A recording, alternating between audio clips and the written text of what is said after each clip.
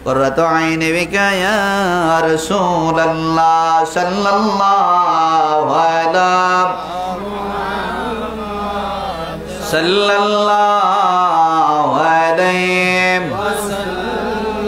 صلى الله على محمد صلى الله عليه ودل مرور بال দ্বাদশ রবিউল আউয়াল এসগাগরে সকালে সালাম নব এলালে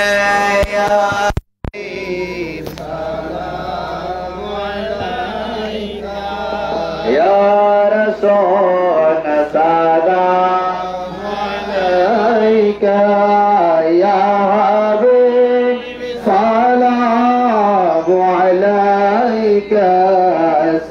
صلوات الله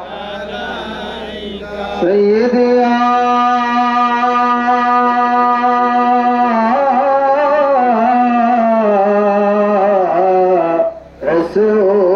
رسول الله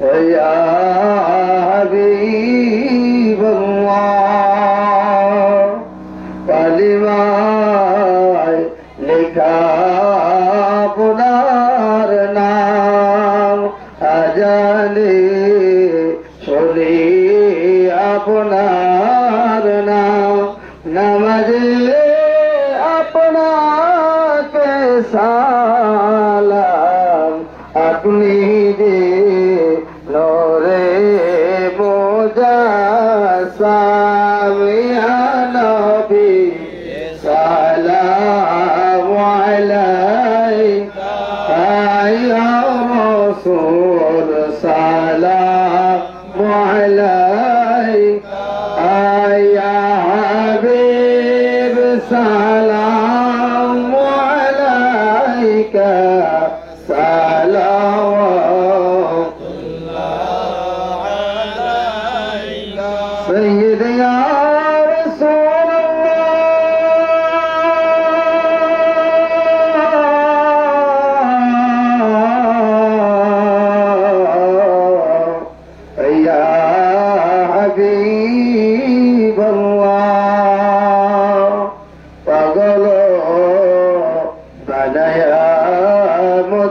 মোদেরকে শোয়াছেন মদিনার বুকে শান্তি নাই পাগলদের মনে দেখা দেন নবী গো সপনে ইয়া নবী সালাম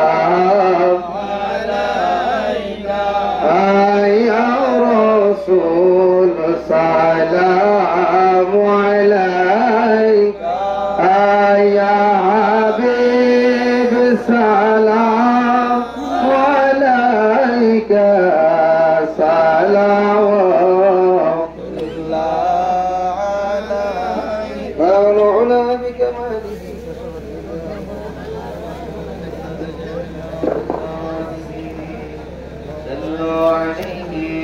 آله بلغ العلا بكماله كشف الدجى بجماله حسنت جميع خصاله صلوا عليه وآله الصلاة والسلام عليك يا رسول الله الصلاة والسلام عليك يا حبيب الله الصلاة والسلام عليك يا شافع المذنبين الصلاة والسلام عليك يا رحمة للعالمين وآخر دعوانا عن الحمد لله رب العالمين شكرا الحمد لله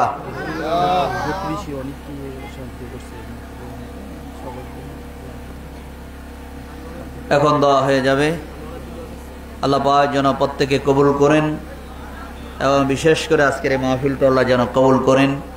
আজকের এই মাহফিলে বিশেষ করে নসরুল্লাহ ভাই ওনার প্রতিবেশীরা অনেকেই আজকের এই মাহফিলে সহযোগিতা করেছেন, টাকা দিয়ে, বুদ্ধি দিয়ে, পরামর্শ দিয়ে। আল্লাহ যেন প্রত্যেকের জীবনের গুনাহ মাফ করে দেন, প্রত্যেকের বংশধরের কবর আযাব আল্লাহ যেন মাফ করে দেন। আমরা সকলে বলি আল্লাহুম্মা আমিন। এবং ওনার ভাইয়েরা যারা আছেন আল্লাহ পাক যেন প্রত্যেকে কবুল করেন, এবং কাউসার তসলিম ভাইয়াদেরকে আল্লাহ যেন কবুল করেন, আল্লাহ যেন এদেরকে কবুল করেন, এবং নাসরুল্লাহ ভাই ওনার ছেলে মেয়ে পরিবার পরিজন যারা আছে আল্লাহ যেন প্রত্যেকে কবুল করেন। আমরা সকলে বলি আল্লাহুম্মা আমিন। আরেকবার বলি আল্লাহুম্মা আমিন। এবং বিশেষ করে অনেকেই অসুস্থ, দোয়া চেয়েছেন।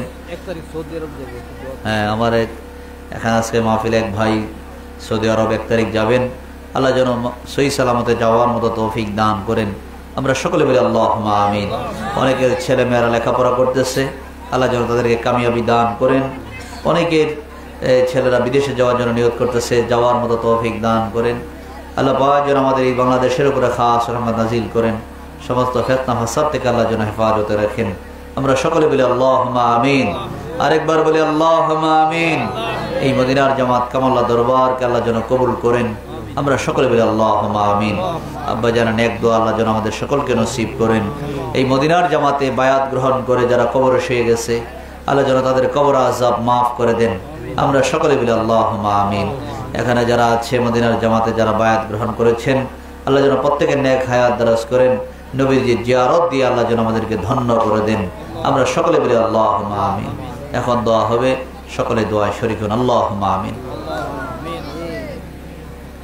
রব্বানা যালামনা আনফুসানা ওয়া ইল্লাম তাগফির লানা ওয়া তারহামনা লানাকুনান্না মিনাল খাসিরিন। রব্বানা ফাগফির লানা যুনুবানা ওয়া কাফির আন্না সাইয়্যাতিনা ওয়া তাওফানা মা'আল আবরার ইয়া আজিজু ইয়া গফফার ইয়া রাব্বাল আলামিন।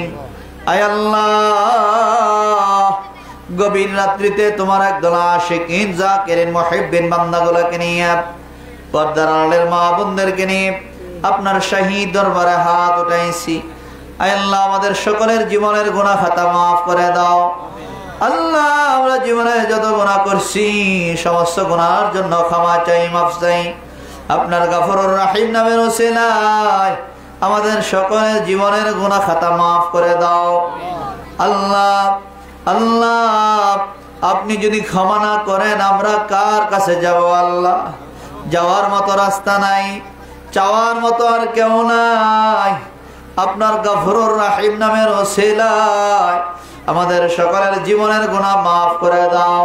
আমাদের আব্বা আম্মার গুনাহ মাফ করে দাও, দাদা দাদির গুনাহ মাফ করে দাও, নানা নানির গুনাহ মাফ করে দাও, পীর উস্তাদের গুনাহ মাফ করে দাও। আমাদেরকে যারা আদর করে মায়া করে তাদের গুনাহ মাফ করে দাও। আয় আল্লাহ, আমরা যা কিছু বললাম এর সব রেসানি লক্ষ কোটি গুণ বাড়াইয়া সোনার মদিনায় নবী পাকের রওজা মুবারকে পৌঁছায়া দাও। আওলাদে রাসূল উম্মাতুল মুমিনিন সাহাবায়ে কেরাম তাবিঈন তাবিঈন আইম্মে মুস্তাহিদিন সালফে সালিহিন সিদ্দিকিন আউলিয়া কামিলিনদের পাক রূহে পৌঁছায়া দাও।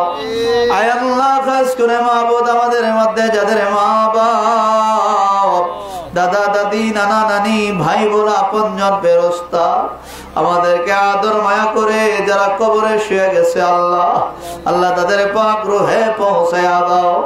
আল্লাহ, খাস করে মাবুদ মদিনার জামাত কামাল্লাহ দরবার শহীদ পীর সাহেব কেবলা আমার আব্বা জান, আল্লাহ মদিনার জামাতের আলো তামাম বাংলার ঘরে ঘরে ছড়াইয়া, আয় আল্লাহ মদিনার জামাতের জন্য কত কষ্ট পরিশ্রম করিয়া আল্লাহ কামাল্লার জমিনে মাটির জমিনকে ফুলের বাগান বানাইয়া শুয়ে গেছো আল্লাহ, আমার আব্বা জানের পাক রয়ে পৌঁছায়া দাও। আব্বা জানের নেক দোয়া আমাদের সকলকে নসিব করে দাও। আয় আল্লাহ, আমার আব্বা জানের হাতে হাত দিয়ে যারা বায়াত গ্রহণ করেছে আল্লাহ প্রত্যেককে তুমি কবুল করে নাও। আয় আল্লাহ এই মদিনার জামাতকে ভালোবাসে যারা কবরে শুয়ে গেছে প্রত্যেকের কবর আযাব মাফ করে দাও। জিন্দা যারা আছে প্রত্যেকের নেক হায়াত দারাজ করে দাও, নূরে ঈমান বখশিশ করে দাও, আমলে সালেহ করার মতো তৌফিক দান করে দাও। আল্লাহ আজকের এই মাহফিল খানা কবুল করে নাও। আল্লাহ এই মাহফিলে যারা হাজির হয়ে গেছে প্রত্যেককে তুমি কবুল করে নাও। প্রত্যেকের ছেলে মেয়ে পরিবার পরিজন বংশধর আপনজন যারা কবরে, আল্লাহ সকলের কবর আযাব মাফ করে দাও। জিন্দা যারা আছে প্রত্যেকের নেক হায়াত দারাজ করে দাও, নূরে ঈমান বখশিশ করে দাও, আমলে সালেহ করার মতো তৌফিক দান করে দাও। আয় আল্লাহ আজকের এই মাহফিলের সাথে যারা কান লাগাইয়া দূর দূরান্ত থেকে লাইভের মাধ্যমে যে যেখান থেকে আমাদের সঙ্গেই মোনাজাতে শরীক হয়ে গেছে আল্লাহ, আল্লাহ প্রত্যেককে তুমি কবুল করে নাও। প্রত্যেকের বংশধরের কবর আযাব মাফ করে দাও। আল্লাহ যারা বিমারি বিমার সাফা করে দাও, যারা অভাবী অভাব দূর করে দাও, যারা ঋণগ্রস্ত ঋণ পরিশোধ করার মতো তৌফিক দান করে দাও।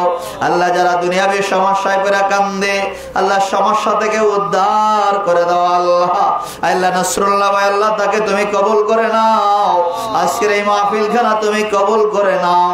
আল্লাহ এই মাহফিলে যারা সহযোগিতা করেছে বুদ্ধি দিয়ে পরামর্শ দিয়ে টাকা পয়সা দিয়া যে যেইভাবে এই মাহফিলে সহযোগিতা করেছে প্রত্যেককে তুমি কবুল করে নাও। আল্লাহ প্রত্যেকের বংশধরের কবর আযাব মাফ করে দাও। আল্লাহ তার ভাইদেরকে কবুল করে নাও, তার বোনদেরকে কবুল করে নাও। আল্লাহ তার ছেলে মেয়েগুলোকে কবুল করে নাও। আল্লাহ প্রত্যেকের ছেলে মেয়েগুলোকে কবুল করে নাও। আল্লাহ নেক হায়াত দারাজ করে দাও। আল্লাহ তার আব্বা আম্মা দুনিয়ার জমিনে নাই, এই মদিনার জামাতকে ভালোবাসা কবরে শুয়ে গেছে আল্লাহ তাদের কবরগুলা জান্নাতের বাগান বানায়া দাও। আল্লাহ এলাকার যত মানুষ এই মদিনার জামাতের সঙ্গে সম্পর্ক রাখা কবরে শুয়ে গেছে আল্লাহ, আল্লাহ প্রত্যেকের কবর আযাব মাফ করে দাও। আমার সঙ্গে যারা হাত উঠাইছে ছোট বড় আল্লাহ বয়োবৃদ্ধ মানুষগুলা যুবক যুবক ছেলেরা ভাইয়েরা যারা আমার সঙ্গে হাত উঠাইছে আল্লাহ প্রত্যেককে তুমি কবুল করে নাও। আল্লাহ প্রত্যেকের উপর আপনার খাস রহমত নাজিল করে দাও। আয় আল্লাহ নূরে মদিনা ছাত্র কাফেলা তুমি কবুল করে নাও। আল্লাহ এই কাফেলার সদস্য আল্লাহ দায়িত্বশীলরা যারা আছে প্রত্যেককে তুমি কবুল করে নাও। আয় আল্লাহ তাদের নেতৃত্বে মদিনার জামাতের আলো ঘরে ঘরে পৌঁছে দাও। আয় আল্লাহ মাওলানা মুস্তাফিজুর রহমান আল্লাহ তাকে তুমি কবুল করে নাও। আয় আল্লাহ মাওলানা ফখরুল ইসলাম তাকে তুমি কবুল করে নাও। আয় আল্লাহ এই মদিনার জামাতের খেদমত করতে পারে সেই তৌফিক দান করে দাও আল্লাহ। আয় আল্লাহ মদিনার জামাতের আলো ঘরে ঘরে পৌঁছে দাও। মদিনার জামাতের আলো ঘরে ঘরে পৌঁছে দাও। মদিনার জামাতের শান মান ইজ্জত বাড়ায়া দাও। কামাল্লা দরবার কবুল করে নাও। এই দরবারের শান মান ইজ্জত বাড়ায়া দাও। এই দরবারকে যারা ভালোবাসে মায়া করে তাদেরকে দুনিয়া বা আখিরাতে কোন জায়গায় শরম দিও না আল্লাহ। আল্লাহ শরীফ ভাই আল্লাহ তারে তুমি কবুল করে নাও। আল্লাহ এখানে যারা আছে প্রত্যেককে তুমি কবুল করে নাও আল্লাহ। আল্লাহ জানি না কোন দিন জানি মালাকুল মউত আজরাইল হাজির হইয়া যায়, কোন দিন জানি গায়ের জামা কাপড় খোলে মার্কিনের কাপড় পরাইয়া এতিমের মতো কবর দেশে নিয়ে যায় আল্লাহ। যেদিন কবর ডাক দিবেন ইমানের মৃত্যু নসিব করে দেন আল্লাহ। বেঈমান মুনাফিক বানাইয়া আমাদের কাউকে কবরের ডাক দিয়েন না।